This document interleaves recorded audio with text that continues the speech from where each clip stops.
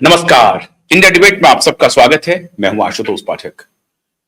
मित्रों, कल संसद में लीडर ऑफ अपोजिशन और कांग्रेस के बड़े नेता, बल्कि कांग्रेस के युवराज कहें, राहुल गांधी, बड़ा जोरदार भाषण रहा। और चाहे आप कुछ भी कहें, उनकी हंसी ठिठोली जो भी कह लें, लेकिन एक बात तो तय है कि उनकी जीत मिली। उन्होंने दावा किया कि हम आपको इस बिल पर आगे बढ़ने नहीं देंगे और आपको हराएंगे। हरा दिया उन्होंने। और उसके बाद उन्होंने टीएमसी के अभिषेक बनर्जी के लिए एक ट्वीट किया। कहा, आपका बहुत बहुत धन्यवाद। मतलब उनको शुभकामना दी, टीएमसी के नेताओं को शुभकामना थी। राहुल गांधी को भरोसा नहीं था। डीएमके तो साथ में होंगे, लेफ्ट पार्टी भी केरल से होगी हमारे साथ में, लेकिन टीएमसी पर भरोसा नहीं था। केजरीवाल पर भी भरोसा नहीं था, क्योंकि दोनों की जान सांसद में फंसी हुई थी। और शरद पवार की भी पार्टी के बारे में भरोसा नहीं था और उद्धव ठाकरे की भी पार्टी के बारे में भरोसा नहीं था। तो राहुल गांधी कभी ये सोच भी नहीं पा रहे थे कि ऐसा कभी हो जाएगा, क्या ये सारे लोग हमारे साथ खड़े हो जाएंगे। तो सबका उन्होंने एक प्रकार से धन्यवाद किया।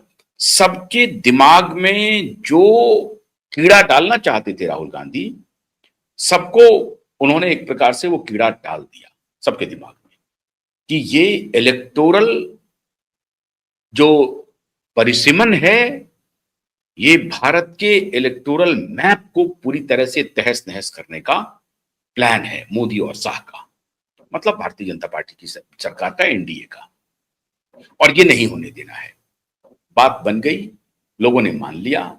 सब लोग उनके नैरेटिव में भी आ गए। सब लोग भी अपने अपने तरफ से तर्क भी दे रहे थे। इन्होंने समझाया भी और उन लोगों ने भी अपने तर्क दिए, और दोनों के तर्क एक जगह आए तो दोनों संतुष्ट हो गए। और फिर विरोध में तर्क हुआ और नतीजा ये हुआ कि परिसीमन विधेयक पास नहीं हुआ और वुमेन रिजर्वेशन बिल भी गिर गया। लेकिन अब एक खेल शुरू हो गया। कुछ दिन पहले इलाहाबाद में एक याचिका चली जुडिशियल मजिस्ट्रेट के पास। वही राहुल गांधी के खिलाफ इंक्वायरी होनी चाहिए, जांच होनी चाहिए। किस बात की जांच होनी चाहिए? तो राहुल गांधी विदेशी नागरिकता लिए हुए हैं।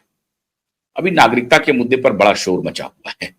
उस पर आप देख रहे हैं कि श्रीमान पवन खेड़ा जी, अब आप कह सकते हैं कि उनका पेड़ा, माने बतौर हिमंता विश्व शर्मा, उनका लगभग पेड़ा बन गया है। क्योंकि सुप्रीम कोर्ट ने उन्हें कहा कि नहीं, आपको मंगलवार तक की भी हम इजाजत नहीं दे सकते। आप जाइए, जो जुरिस्डिक्शन है असम हाई कोर्ट का या आसाम कोर्ट का, जहां पर ये एफआईआर दर्ज हुआ है, आपको वहां जाना पड़ेगा। ट्रांजिट बेल की जो अवधि थी उसको एक्सटेंड करने से मना कर दिया। तेलंगाना हाईकोर्ट ने ट्रांजिट बेल की अवधि दी थी 7 दिन की, और उसको ये बढ़ाना चाह रहे थे। अदालत में उन्होंने कहा कि एम आई ए टेररिस्ट, उनकी दलील थी।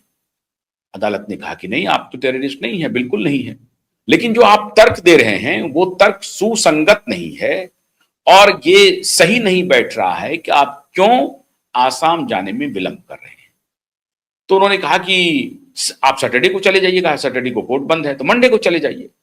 अब मंडे को ये जाना नहीं चाहते थे, ये ट्यूसडे के बारे में कह रहे थे कि ट्यूसडे तक आप मुझे समय दे दीजिए और उसके बाद हम कभी भी अपीयर हो जाएंगे। लेकिन सुप्रीम कोर्ट ने मना कर दिया कि नहीं, आपको जाना पड़ेगा। ट्रांजिट जो बेल थी उस पर ही स्टे लगा दिया और एक्सटेंड नहीं किया।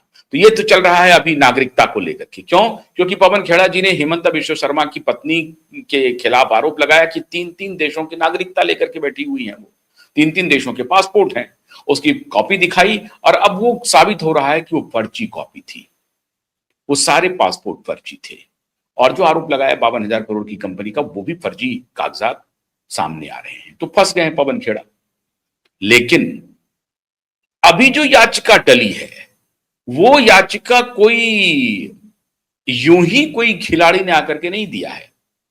वो भारतीय जनता पार्टी के लीगल सेल के मेंबर हैं और बनारस से आते हैं।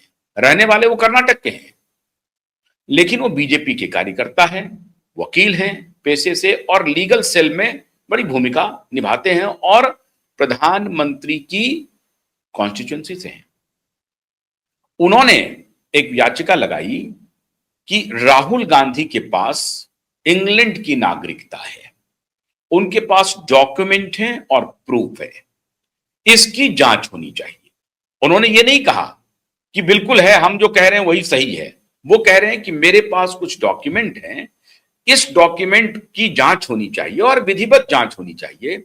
अगर ये डॉक्यूमेंट सही हैं तो फिर उस पर कार्रवाई होनी चाहिए, और अगर ये गलत है तो फिर हमें बताया जाए, और अगर गलत हो गया तब फिर राहुल गांधी उनके ऊपर डिफेमेशन सूट भी कर सकते हैं। तो जो स्थिति हेमंत बिश्व शर्मा की अभी है पवन खेड़ा को लेकर के, राहुल गांधी की हो जाएगी श्रीमान जिग्नेश जी को लेकर के, जो कर्नाटक के रहने वाले हैं। लेकिन जुडिशियल मजिस्ट्रेट ने कहा कि किसी की नागरिकता को तय करना ये हमारी जिम्मेदारी नहीं है, हम कॉम्पिटेंट अथॉरिटी नहीं है नागरिकता का परीक्षण करने के लिए। हालांकि उनको परीक्षण वो कर सकते थे, वो आदेश दे सकते थे, लेकिन उन्होंने कहा कि नहीं, मैं कॉम्पिटेंट अथॉरिटी नहीं हूं नागरिकता की परीक्षण के लिए, आप कॉम्पिटेंट अथॉरिटी को अप्रोच कीजिए। खैर कोई बात नहीं है। वहां से श्रीमान पहुंच गए हाई कोर्ट, और अब लखनऊ बेंच ने, हाईकोर्ट की लखनऊ बेंच ने फैसला दिया है कि इसकी जांच होनी चाहिए। और जांच कैसे होगी? प्राथमिकी दर्ज होगी, प्राथमिकी दर्ज होने के उपरांत उसकी जांच होगी।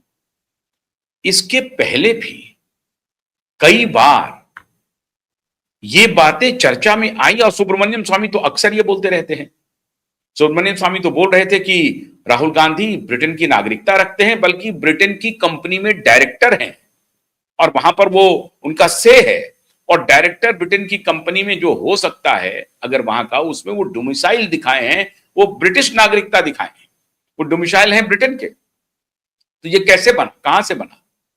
अब भाई जिग्नेश जी कह रहे हैं कि उनके पास जो डॉक्यूमेंट हैं वो सरकारी डॉक्यूमेंट है, तो क्या वहां के जो इलेक्टोरल रोल है उसमें राहुल गांधी का नाम है, या वहां के पासपोर्ट इनके पास है, या और किसी चीज में किसी कंपनी के डायरेक्टर बने हुए हैं और उस डायरेक्टर में जो सिटीजनशिप है उसमें वो ब्रिटिश सिटीजनशिप लिखा हुआ है? किस प्रकार के डॉक्यूमेंट हैं? यही बात वो कह रहे हैं श्रीमान जिग्नेश जी, जो भारतीय जनता पार्टी के लीगल सेल के मेंबर हैं। वो कह रहे हैं कि इसकी जांच करा ले सरकार, और इसके लिए उन्होंने कोर्ट को अप्रोच किया है। हालांकि उनको चाहिए था कि भारत सरकार को पत्र लिखती, भारत सरकार जांच करके बताती। भारत सरकार ने सोचा होगा कि साहब यहां तो पॉलिटिक्स हो जाएगी, हम अगर मान लीजिए कि उनको कहेंगे कि हम, हमारे पास ये डॉक्यूमेंट है, वो है, तो वो कहेगा कि हमारे खिलाफ पॉलिटिकल वेंडेटा से ऐसा काम कर रही है। अब अगर भारतीय जनता पार्टी के लीगल सेल का कोई व्यक्ति अदालत अप्रोच कर रहा है और उस अदालत में जाकर के ये आदेश हो रहा है कि नहीं, राहुल गांधी के खिलाफ जो कुछ भी आरोप लगाए जा रहे हैं उसकी जांच की जाए, ये आदेश आ गया, तो अब ये मामला क्या हो गया? लीगल मामला हो गया, ऑब्लिगेटरी है, मैंडेटरी है। अब ये ऑब्लिगेटरी नहीं है, अब ये मैंडेटरी हो गया सरकार के लिए कि राहुल गांधी की नागरिकता के बारे में जो श्रीमान आरोप लगा रहे हैं भारतीय जनता पार्टी के कार्यकर्ता, वो आरोप सही है या गलत है। अब अगर वो आरोप सही हो गया तो राहुल गांधी को दोहरी नागरिकता रखने के अपराध में उनके ऊपर क्या क्या हो सकता है? बहुत सारी कार्रवाई हो सकती है। सबसे बड़ी बात तो ये होगी, जो कानूनी कार्रवाई होगी वो सदन के मेंबर रहेंगे नहीं होंगे, सदस्यता चली जाएगी, क्योंकि ये जो आप कोई भी बात को छुपाने के लिए आपने जो कार्य किया है उसके अपराध में आपकी पार्लियामेंट की सदस्यता तो फौरन खत्म हो जाएगी। और वो कानून क्या है नहीं है वो सब आपको मालूम है, हमको दोहराने की जरूरत नहीं है। तो उस एक्ट के अधीन अगर राहुल गांधी के पास इंग्लैंड की नागरिकता है, जैसा कि भारतीय जनता पार्टी के कार्यकर्ता कह रहे हैं, तो उनको बहुत सारी परेशानी झेलनी पड़ेगी कानूनी। कानूनी के आगे